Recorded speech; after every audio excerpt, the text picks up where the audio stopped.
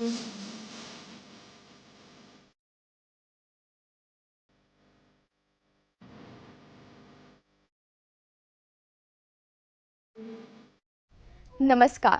समाचार एकांश के विशेष कार्यक्रम न्यूज विद चिल्ड्रन में आप सभी का स्वागत है। मैं हूं आपके साथ ओजस्वी शर्मा।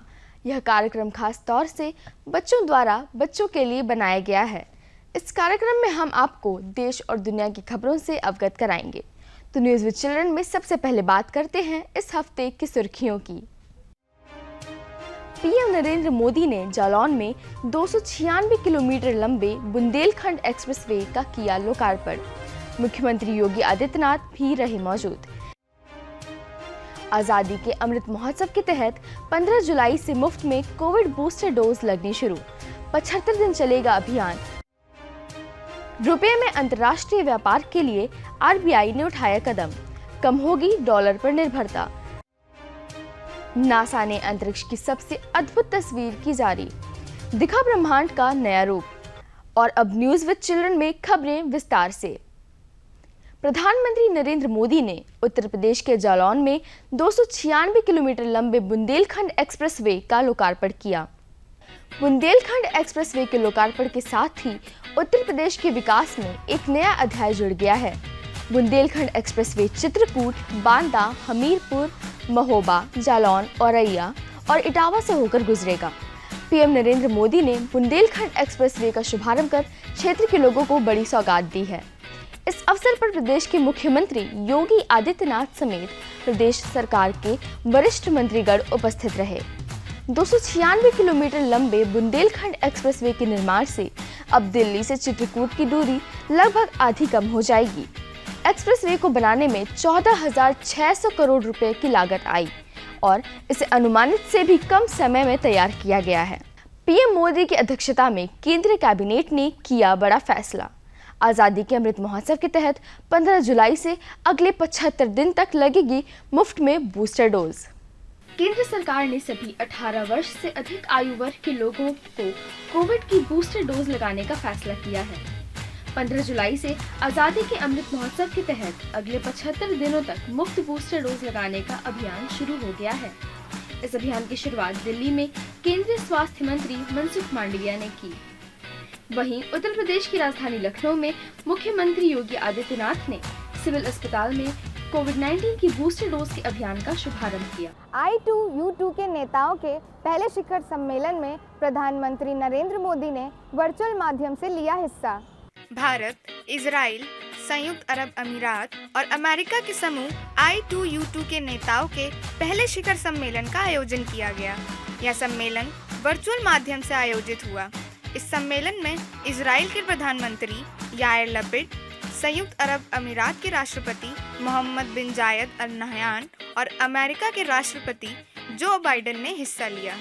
प्रधानमंत्री नरेंद्र मोदी ने सम्मेलन को संबोधित करते हुए कहा कि हम लोगों के साझा हित हैं जिन पर मिलकर काम करना है। सभी देश अपने बाजार को बढ़ाते हुए वैश्विक अर्थव्यवस्था में अपनी भागीदारी सुनिश्चित कर सकते हैं।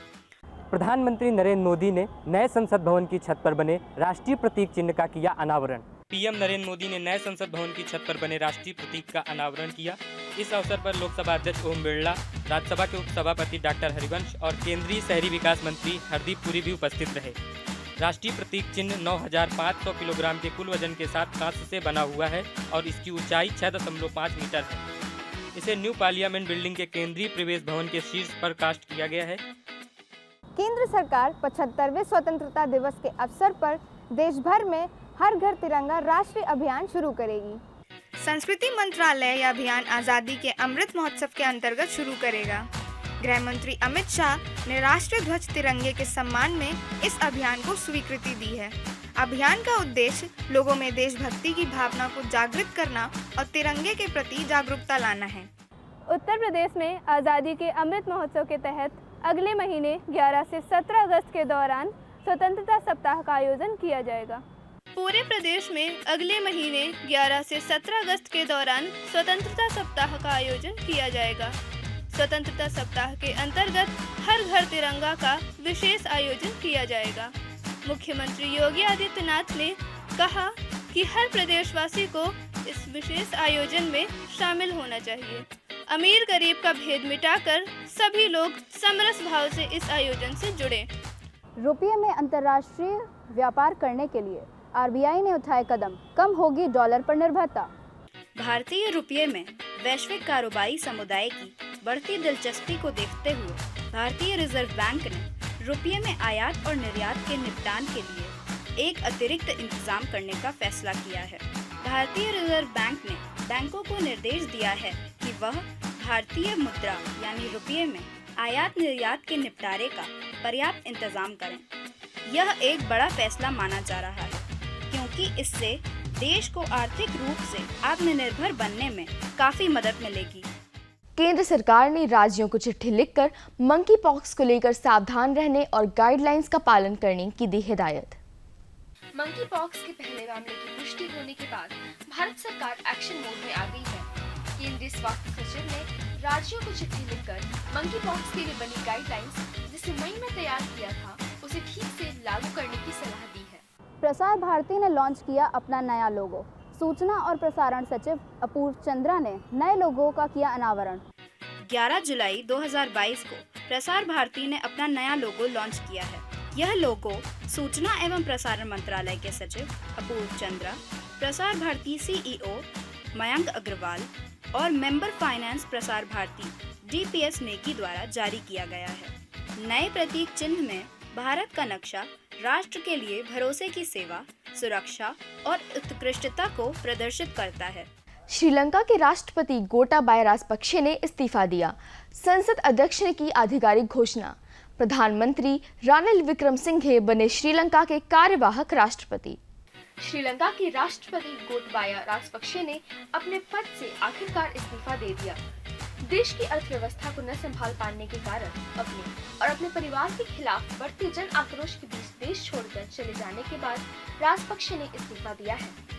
संसद के अध्यक्ष महिंदा यापा अभयवर्धने ने इसकी आधिकारिक घोषणा की। भारतीय मूल के ऋषि सुनक ब्रिटेन के अगले प्रधानमंत्री बनने के रेस में सबसे आगे, लगातार दूसरे राउंड की वोटिंग में मिले सबसे ज्यादा वोट।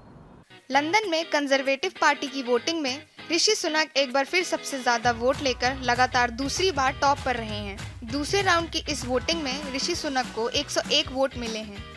इससे पहले फर्स्ट राउंड की वोटिंग में भी ऋषि सुनक को 88 वोट मिले थे। सीबीएसई की 12वीं कक्षा का रिजल्ट इस महीने के अंत तक घोषित किया जाएगा। रिजल्ट घोषित होने से पहले की दाखिले से जुड़ी रजिस्ट्रेशन प्रक्रिया बंद कर चुके या बंद करने की तैयारी कर रहे उच्च शिक्षण संस्थानों को विश्वविद्यालय अनुदान आयोग यूजीसी ने साफ हिदायत दी है कि रजिस्ट्रेशन को लेकर जल्दबाजी न दिखाई जाए, बल्कि सीबीएसई का 12वीं का रिजल्ट घोषित होने का इंतजार किया जाए। नासा ने अंतरिक्ष की सबसे शक्तिशाली तस्वीर की जारी, दिखा ब्रह्मांड का नया रूप। दुनिया के सबसे बड़े एवं शक्तिशाली अंतरिक्ष दूरबीन जेम्स वेब टेलीस्कोप से ली गई है तस्वीर। नासा ने दुनिया के सबसे बड़े एवं शक्तिशाली अंतरिक्ष दूरबीन जेम्स वेब टेलीस्कोप द्वारा ली गई ब्रह्मांड की पहली तस्वीर जारी की है। इन तस्वीरों को जारी करते हुए नासा प्रमुख बिल नेल्सन ने बताया कि इस ब्रह्मांड की इन तस्वीरों में जो रोशनियां दिखाई दे रही हैं उनमें से कम एक 13 अरब साल पहले की है। उन्होंने बताया कि ये तस्वीर बिग बैंग से 80 करोड़ साल पहले की है। बता दें कि नासा ने ब्रह्मांड के इन हाई रिजोल्यूशन वाली तस्वीरों को राष्ट्रपति जो बाइडेन प्रशासन से मंजूरी मिलने के बाद जारी किया है। और अब बात करते हैं हेल्थ अपडेट की। मॉनसून में जहां बच्चों को गर्मियों से राहत मिलती है, वहीं खानपान में एहतियात न बरतने और बारिश में भीगने से बच्चे उल्टी, डायरिया, दस्त का शिकार होने के साथ ही वायरल बुखार से भी पीड़ित हो सकते हैं। इससे बचने के लिए अपने खानपान में कुछ पोषक तत्वों को सम्मिलित करें। नींबू के रस में एंटी इन्फ्लेमेटरी गुण होते हैं। यह शरीर को तुरंत जरूरी पोषक तत्व देकर खोए हुए पोषण की पूर्ति करता है। अदरक में एंटीबैक्टीरियल गुण होते हैं। यह जर्म्स को खत्म कर पाचन तंत्र में सुधार करता है।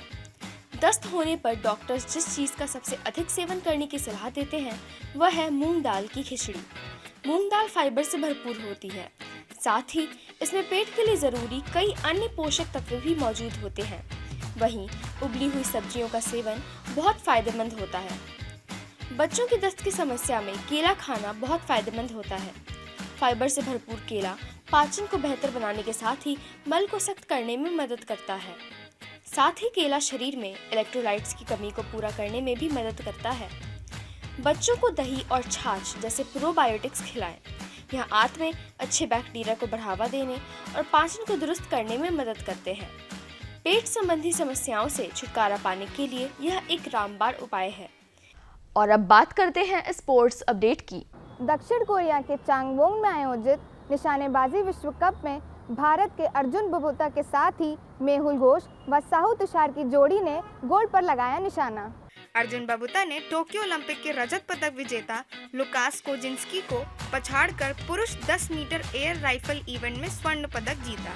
मेहुली घोष और साहू तुषार माने की जोड़ी ने 10 मीटर एयर राइफल मिश्रित टीम स्पर्धा के फाइनल में भारत के लिए दूसरा स्वर्ण पदक जीता। Age is just a number, यह साबित कर दिखाया है दिल्ली के नजफगढ़ देहात के मलिकपुर गांव में रहने वाले 94 साल की भगवानी देवी डागर ने। भगवानी देवी डागर ने Finland world masters athletics championship में गोल्ड मेडल हासिल किया है। 94 साल की एथलीट दादी ने 100 मीटर की दौड़ को मात्र 24.74 सेकंड में पूरा करते हुए नेशनल रिकॉर्ड कायम किया है। इस चैंपियनशिप में दादी ने न केवल रनिंग में यह कमाल दिखाया है, बल्कि उन्होंने गोला फेंक और डिस्कस थ्रो में कांस्य पदक जीतकर इतिहास रच दिया। आज़ादी के अमृत महोत्सव की सीरीज में आज हम बात करेंगे सन 1857 में हुए प्रथम स्वतंत्रता संग्राम के नायक मंगल पांडे की। मंगल पांडे का जन्म 19 जुलाई सन 1827 को बलिया जिले के नगवा गांव में हुआ था। वे एक गरीब परिवार से थे। उन दिनों अंग्रेज केवल ब्राह्मण और मुसलमानों को ही सेना में भर्ती किया करते थे। मंगल पांडे सन 1849 में 22 साल की उम्र में ब्रिटिश ईस्ट इंडिया कंपनी की सेना में शामिल हो गए। सन 1850 बैरकपुर में उन्हें तैनात किया गया था। उसी समय भारत में अंग्रेजों ने अपनी सेना के लिए एक नई राइफल का निर्माण किया था। इस राइफल को अधिक चिकना बनाने के लिए सुअर और गाय के चर्बी का प्रयोग किया गया था, जिससे हिंदुओं और मुसलमानों का धर्म भ्रष्ट हो रहा था और मंगल पांडे इसका बहुत विरोध कर रहे थे। सैनिकों को अपने साथ होने वाले भेदभाव को लेकर पहले से ही असंतोष था और नए कारतूसों से संबंधित अफवाहों ने आग में घी डालने का काम कर दिया। 9 फरवरी सन 1857 को जब नया कारतूस पैदल सेनाओं को बांटा गया तो मंगल पांडे ने उसे लेने से इनकार कर दिया। इस कारण अंग्रेजी हुकूमत ने उनके हथियार छीन लिए और वर्दी उतारने का हुक्म दिया। मंगल पांडे ने उनके आदेश मानने से भी इनकार कर दिया। 29 मार्च सन 1857 उनकी वर्दी छीनने के लिए आगे बढ़े अंग्रेज अफसर लेफ्टिनेंट बेनपदे बाग पर इन्होंने आक्रमण कर दिया और उन्हें घायल कर दिया। इस प्रकार संदिग्ध कारतूस का प्रयोग ईस्ट इंडिया कंपनी के शासन के लिए घातक सिद्ध हुआ। मंगल पांडे ने बैरकपुर छावनी में 29 मार्च सन 1857 को अंग्रेज के विरुद्ध बिगुल बजा दिया। जनरल जॉन हेयरसे ने जमींदार ईश्वरी प्रसाद को मंगल पांडे को गिरफ्तार करने का आदेश दिया, पर जमींदार ने मना कर दिया। सिवाय एक सिपाही शेख पलटू को छोड़कर सारी रेजिमेंट ने मंगल पांडे को गिरफ्तार करने से मना कर दिया। कुछ समय बाद अंग्रेजी सिपाहियों ने उन्हें गिरफ्तार कर लिया। उन्हें 6 अप्रैल सन 1857 को फांसी की सजा दी गई।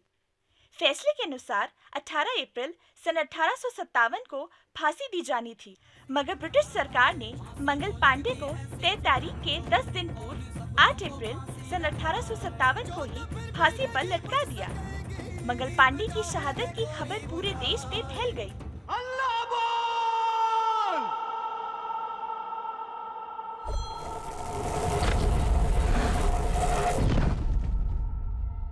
और देखते ही देखते पूरे देश में अंग्रेजों के खिलाफ प्रथम स्वतंत्रता संग्राम की अलग चल उठी। इस तरह मंगल पांडे का नाम आजादी के आंदोलन के जनक के तौर पर सदैव याद किया जाता है। न्यूज़ विद चिल्ड्रन में आज इतना ही।